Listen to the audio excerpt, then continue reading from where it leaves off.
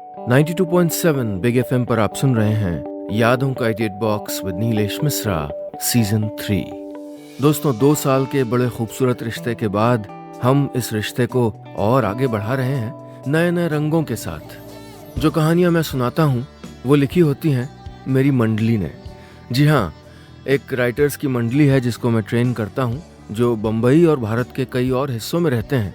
मैं उनकी मदद करता हूं बेहतर से बेहतर कहानियां लिखने में और फिर उन्हीं कहानियों को आपके सामने पेश करता हूं। मैं आपको सुनाने जा रहा हूं फौजिया रियाज की लिखी कहानी समय यात्रा। दूर दूर तक खुला मैदान था। आसमान और जमीन आज सूरज की बादशाहत को कबूल कर चुके थे। पैरों के नीचे की मिट्टी जैसे गर्मी से पक के लाल हुई थी। फिजाओं में घुली धूल भाप की तरह आंखों में चुभ रही थी। मुझे अचानक एक धक्का लगा। मैं लड़खड़ाते हुए जरा पीछे की तरफ लुढ़का ही था कि दिमाग ने फौरन ही गिरने के खतरे को भांप लिया और जिस्म को संभल जाने का सिग्नल भेजा। मुड़ी हुई कमर लम्हे के 100वें हिस्से में सीधी हुई और अब मैं सीधा खड़ा था। सामने देखा तो घुड़सवार समेत कुछ घोड़े दौड़ते चले आ रहे थे। मैंने सर झटका और एक बार फिर सामने देखा। न घोड़े गायब हुए और न ही सवार, बल्कि वो तो पास ही आते जा रहे थे। अब मैं उन्हें और करीब से देख सकता था। घुड़सवारों ने कुछ चोगे जैसा लंबा लिबास पहना हुआ था। सर पे शायद पगड़ी थी, लेकिन कुछ ऊंची सी। पीठ पे और पीठ के पीछे से बंदूक की 2 नली झांक रही थी। ये तो पुराने जमाने वाले लुटेरे हैं। मैं पहले तो घबराया, लेकिन फौरन ही एहसास हुआ कि मैं फिर कोई एडवेंचरस ख्वाब देख रहा हूँ। घोड़े मेरे करीब आते जा रहे थे और मैं ख्वाब टूटने का इंतजार कर रहा था। घोड़े अब मुझसे कुछ कदम की दूरी पे ही थे। मैं अब आंखें खोलने की कोशिश कर रहा था, लेकिन मेरी आंखें तो खुली हुई थी। ओह, ये तो ख्वाब में खुली आंखें हैं। मुझे सच में जागना होगा। मेरे माथे पे सिकुड़न हो गई थी। गाल नीचे से और भवें ऊपर से जोर लगा रही थी, पर आंख खुलने का नाम ही नहीं ले रही थी। मैं सर नीचे करके दूसरी ओर मुड़ा और आंखें खोलने के लिए इस बार हाथों को चेहरे के पास लाया। चेहरा ऊपर उठाया तो दूर क्षितिज को छूता सूखा बंजर मैदान। तभी पीछे से किसी के चिल्लाने की आवाज आई। मैं मुड़ा। घुड़सवार ने मुझको राइफल के पीछे वाले हिस्से से कंधे पे मारा। मैं औंधे मुंह गिरा। आंखों के सामने अंधेरा था। ओह, अब नींद खुल जाएगी।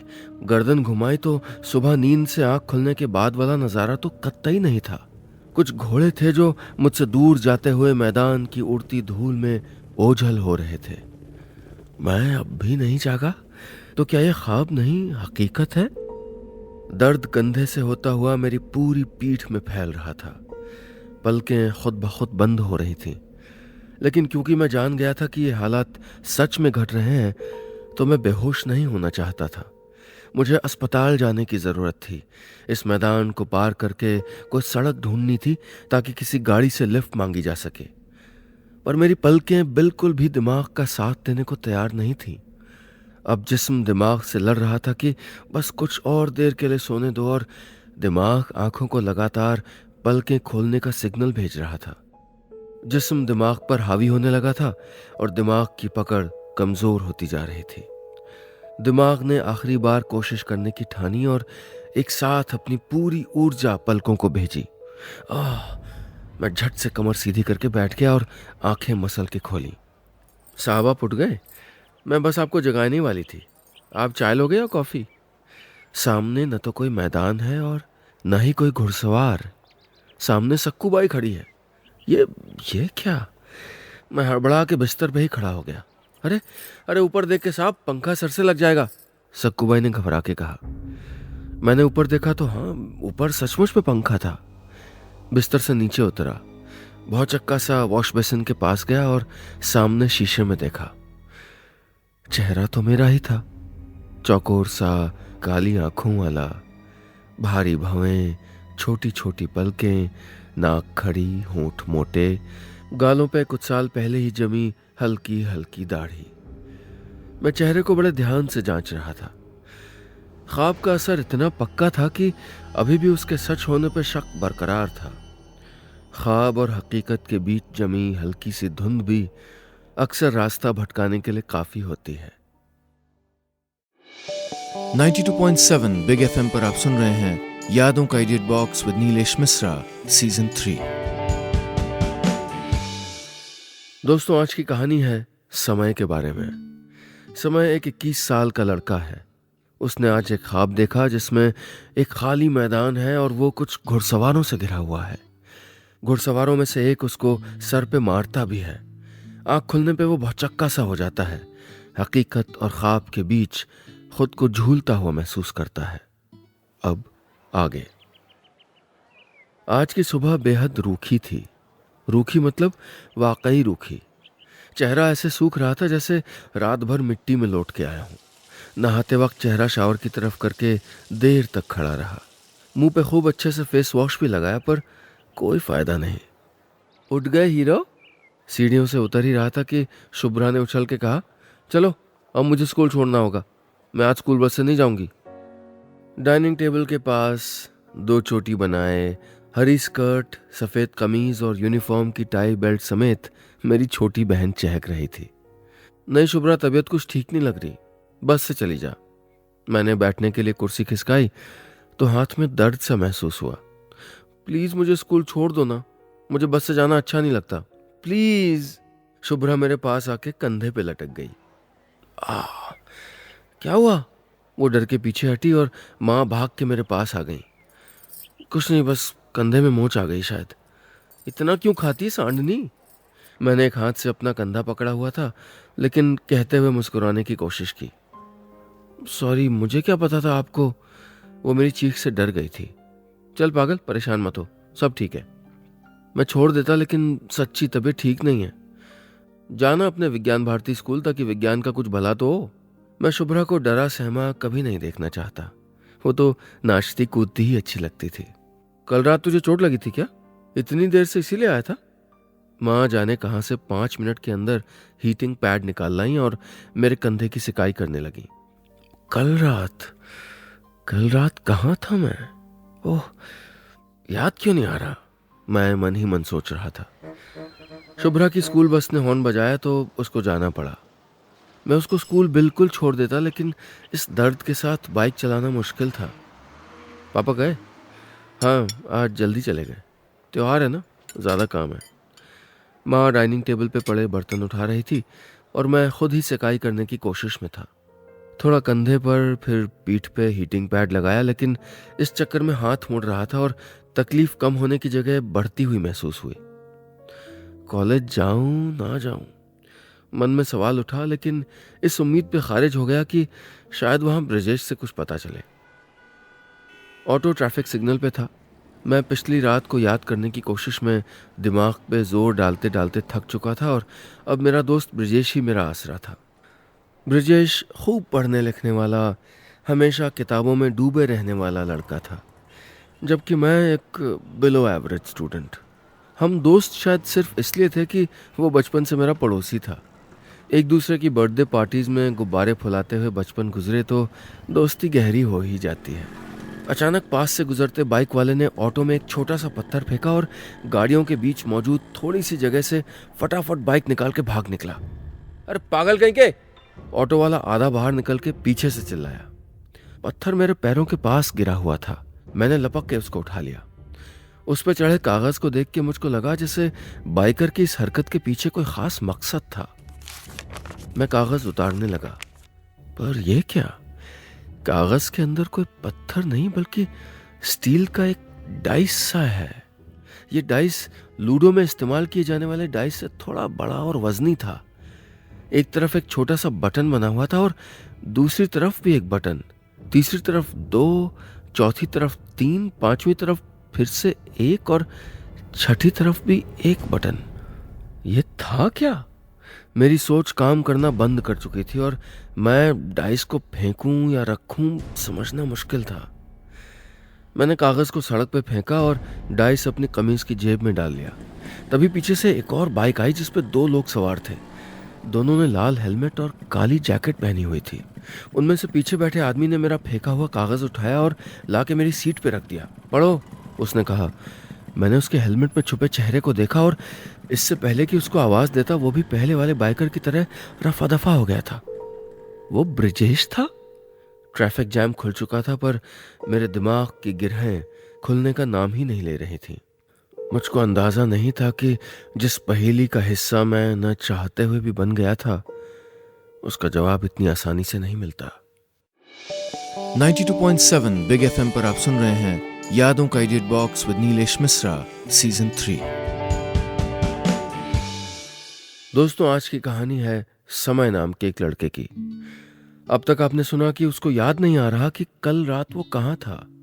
वो कॉलेज के लिए निकलता है तो रास्ते में बाइक पे जा रहा एक लड़का उसके पास एक कागज फेंक के उसको पढ़ने के लिए कहता है। उस कागज में एक डाइस यानी पासा भी होता है। क्या है इस डाइस का राज? अब सुनिए आगे। लंबे लंबे कॉरिडोर्स को लांघते हुए जब मैं ब्रजेश की लैब में पहुंचा तो वो टेबल पर रखी अपनी फाइल पर झुका हुआ था। बड़ी सी हॉलनुमा इस लैब में हमेशा सफेद रोशनी रहती थी। दीवारों के किनारे लकड़ी की अलमारियां थीं, जहां सैकड़ों किताबों के साथ तरह तरह के लैब इंस्ट्रूमेंट्स, फ्लूइड्स और गैसेस की बोतलें सजी रहती थीं। एक दूसरे से 4-4 फुट की दूरी पे 10 बड़ी बड़ी मेजें बिछी हुई थीं। साथ ही हर मेज के साथ 2 कुर्सियां लगी थीं। असल में इस लैब में साइंस डिपार्टमेंट के चुने हुए कुछ 10 ही लोग रिसर्च कर सकते थे। ब्रजेश उनमें से एक था। उसके अलावा वहाँ पे पीएचडी कर चुके या किसी सरकारी डिपार्टमेंट में रिसर्च साइंटिस्ट रह चुके लोग थे। वो उनसे उम्र और तजुर्बे में काफ़ी पीछे था, लेकिन वो ब्रजेश को काफ़ी इज्जत देते थे। उसके बिल्कुल छोटे कटे हुए बालों, सफ़ेद कॉटन की कमीज़ और काली ढीली पैंट को देख के यकीन तो नहीं आया कि ये बाइक जैकेट वाला लड़का है जो अभी भी मुझको दिखा था, पर मैंने उसकी झलक देखी थी। मैं धीरे से उसकी टेबल पे गया। ब्रजेश, वो कुछ कागज़ों पे झुका हुआ था। मुझे कुछ ज़रूरी बात करनी है, मैंने साथ वाली कुर्सी पे बैठते हुए कहा। अरे अभी नहीं यार, मैं रात भर इस प्रोजेक्ट पे काम करता रहा हूँ। थोड़ी देर में प्रेजेंटेशन है, पर मैं अभी भी एक ही जगह अटका हुआ हूँ। सुन, मुझे ज़रूरी काम है। ये बता दो, अभी थोड़ी देर पहले सुरेंद्र मार्ग पे था ना? मैंने उसकी बात को अनसुना करते हुए पूछा। क्या बकवास कर रहा है यार, मेरे पास टाइम कहाँ है? रात से लैब में ही हूँ, खाने के लिए भी कहीं नहीं गया।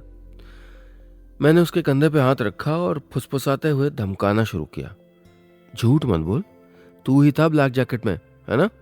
और रात को बता मेरे साथ क्या हुआ था? मुझे कुछ याद क्यों नहीं आ रहा है? लास्ट ये याद है कि ओह, लास्ट कहाँ था मैं? हाँ, मैं सुरेंद्र मार्ग के किनारे वाली दुकान से कुछ सामान खरीद रहा था शाम के वक्त। उसके बाद मैं कहाँ था? बोल बोल, वरना तेरी सारे प्रेजेंटेशन की वाट लगा दूंगा। अरे सच बोल रहा हूँ यार, किसी से भी पूछ ले, मैं यहीं था, घर भी नहीं गया। उसने लैब के दूसरे लोगों की ओर इशारा करते हुए कहा। मैं भी एक नंबर का बेशर्मी था। अपनी जगह से चिल्लाते हुए पूछा, रात से लैब में ही है? लोगों के होने के बावजूद सुनसान पड़े रहने वाली लैब में मेरी आवाज़ गूंज गई और सबने एक साथ मेरी ओर घूम के देखा। एक पल की चुप्पी फिर से छाई और फिर सब एक साथ भिनभिनाए। हाँ, यही था। अब या तो ये सारे के सारे लोग झूठ बोल रहे हैं या मेरा ही दिमाग घूम गया है।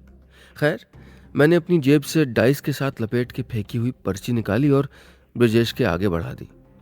देख जरा इस पे क्या लिखा है। पर्ची पे कुछ बेहद छोटा छोटा लिखा हुआ था, ऐसा जिसको बिना मैग्नीफाइंग ग्लास के पढ़ा नहीं जा सकता था। ब्रजेश ने मेरी तरफ गुस्से में देखा और ड्रॉर से ग्लास निकाल के मेरे सामने पटकने वाले अंदाज में रखा। मैंने पर्ची खोली, उसकी सलवटें हटाने की कोशिश की और उसको टेबल पे रख दिया। सेव शुभ्रा। अब मैं खड़ा हो चुका था और आगे पढ़ रहा था। Reach Mary Thomas school at 1। मैंने ग्लास वहीं टेबल पे छोड़ा और बाहर की तरफ भागा। सच हो, झूठ हो, मजाक हो, जो भी हो, लेकिन मैं अपनी बहन शुभ्रा के लिए कोई रिस्क नहीं ले सकता था। 92.7 बिग एफएम पर आप सुन रहे हैं यादों का edit box with Nilesh Mishra season 3। दोस्तों, आज की कहानी है 21 वर्ष के नौजवान समय की। समय की तरफ किसी अजनबी ने एक कागज और एक डाइस फेंका। कागज पे बहुत छोटे छोटे शब्दों में कुछ लिखा हुआ है। समय अपने दोस्त ब्रजेश की लैब में जाके मैग्नीफाइंग ग्लास से जब इसको पढ़ता है तो पता चलता है कि उसमें लिखा है कि उसकी बहन की जान को खतरा है। अब आगे। कमीज पसीने से भीग के पीठ से चिपक गई थी।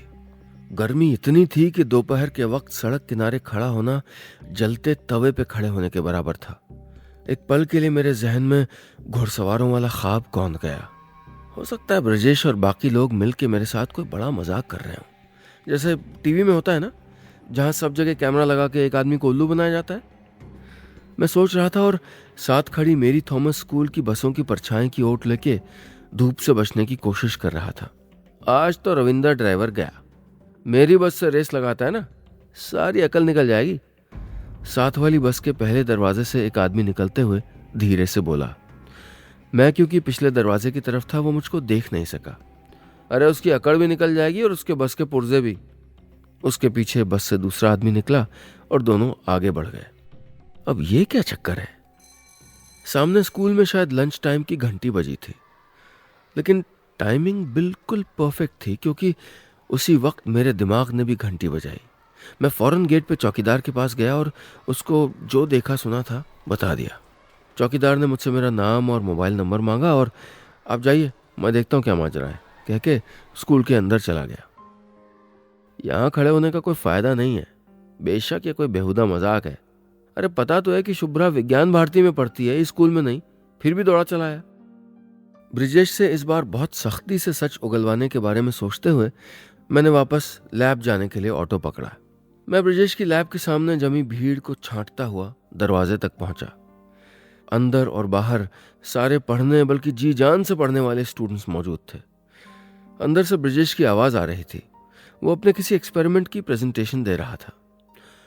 मैं इस आधार पर कहता हूं कि भले ही अभी नहीं, पर भविष्य में हमारे मस्तिष्क को दुर्घटनाओं के सिग्नल मिलेंगे जिससे उनको होने से रोका जा सकेगा। Thank you very much. Stupid theory, Brijesh की एक क्लासमेट ने कहा।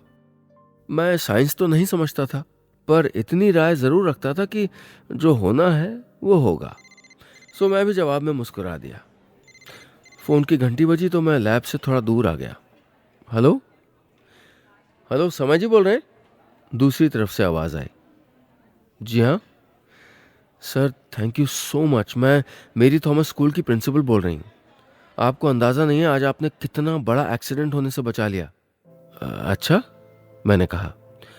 जी सर, वैसे हम खुद तो इस बस का कई दिनों से इस्तेमाल नहीं कर रहे थे, लेकिन आज सुबह ही हमको विज्ञान भारती स्कूल से हेल्प के लिए फोन आया था। उनकी बस शायद सर्विसिंग के लिए जा रही थी, इसलिए हम मदद में ये वाली बस उनको भेजने वाले थे, लेकिन इन लोगों ने दुश्मनी निकालने के लिए इसके पुर्जे ढीले कर दिए थे। 92.7 बिग एफएम पर आप सुन रहे हैं यादों का idiot box with Nilesh Mishra, season 3। दोस्तों, आज की कहानी में अब तक आपने सुना कि समय नाम का एक 21 साल का लड़का एक स्कूल वैन का एक्सीडेंट होने से बचा लेता है। इस वैन में उसकी अपनी बहन भी हो सकती थी। इस हादसे के बारे में उसको एक मोटरसाइकिल सवार ने बताया जो उसके अपने दोस्त ब्रिजेश जैसा लगता है, लेकिन उसका दोस्त ब्रिजेश तो टाइम ट्रैवल की थियोरी पे अपने लैब में एक प्रेजेंटेशन दे रहा होता है। अब आगे कौन थे वो लोग? कॉरिडोर में दीवार के किनारे पीठ टिका के मैं फर्श पे बैठा हुआ था। मेरी हथेली पे वो डाइस, वो पासा रखा हुआ था जिसको मैं एक टक देखे जा रहा था। मैंने मुट्ठी बंद की और डाइस को जोर से दबाते हुए गर्दन घुमाई। लैब के दरवाजे से निकलते हुए मेरा दोस्त ब्रिजेश आ रहा था। मैं धीरे से मुस्कुराया, वो मेरी तरफ ही बढ़ रहा था। मेरी प्रेजेंटेशन तो फेल हो गई यार, इतनी मेहनत की थी। थियोरी सबको प्रीमेच्योर लगी। वो मेरे साथ ही दीवार से टेक लगा के बैठ गया।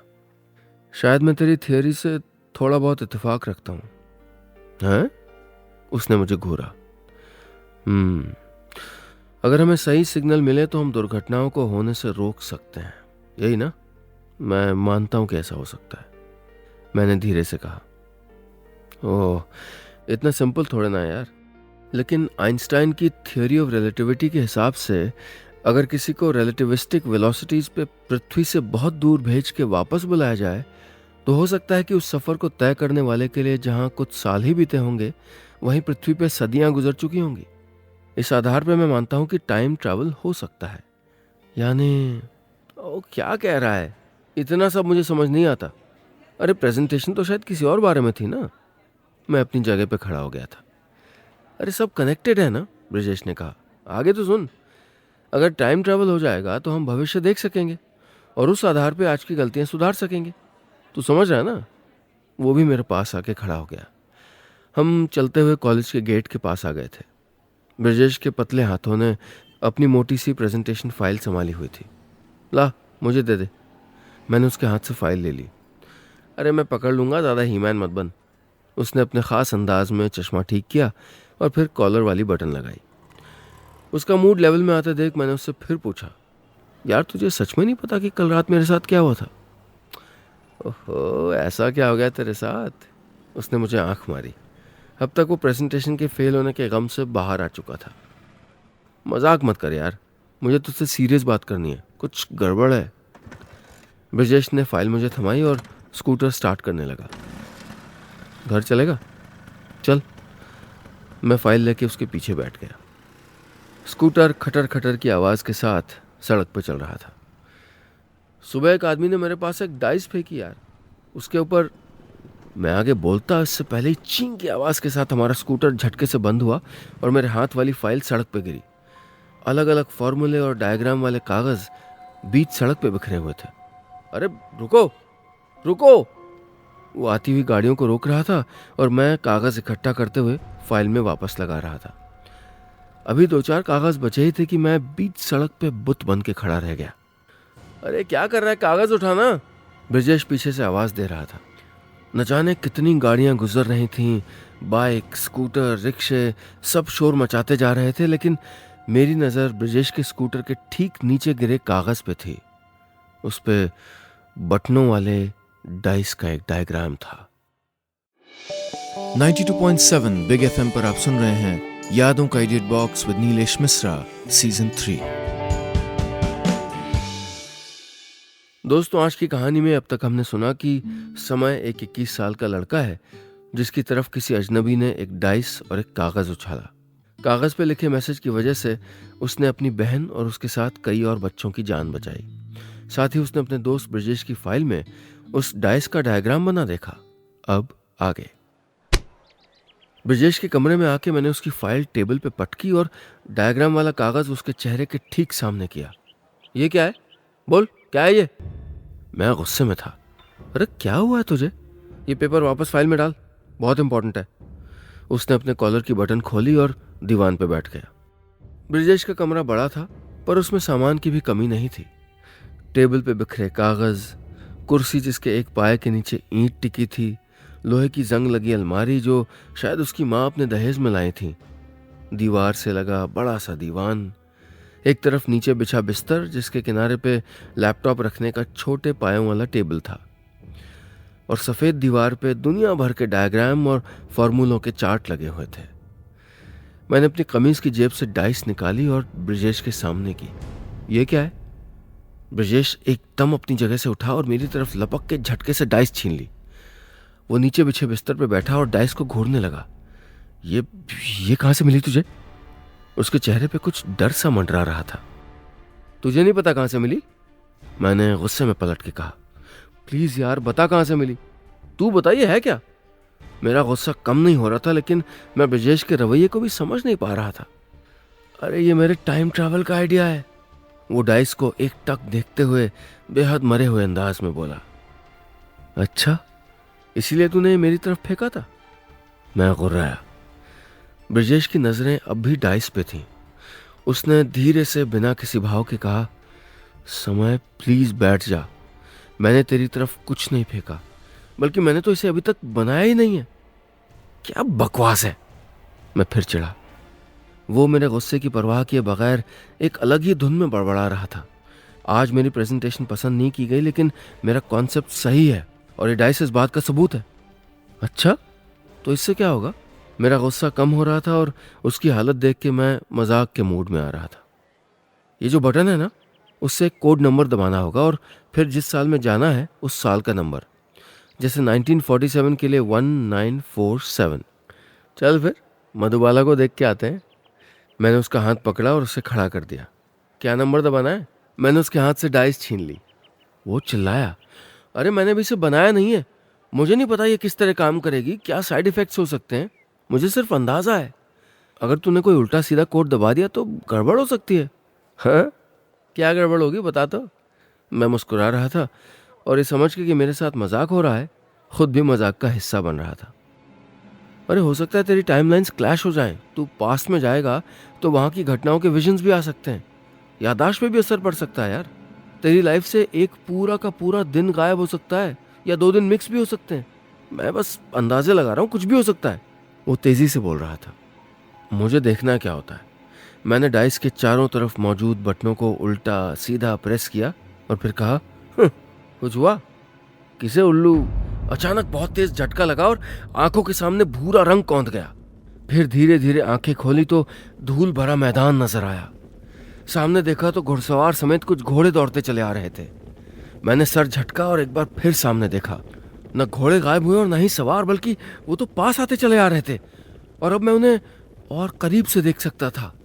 मैं अपने अतीत में पहुंच गया था, समय की यात्रा करके। बस इतनी सी थी ये कहानी।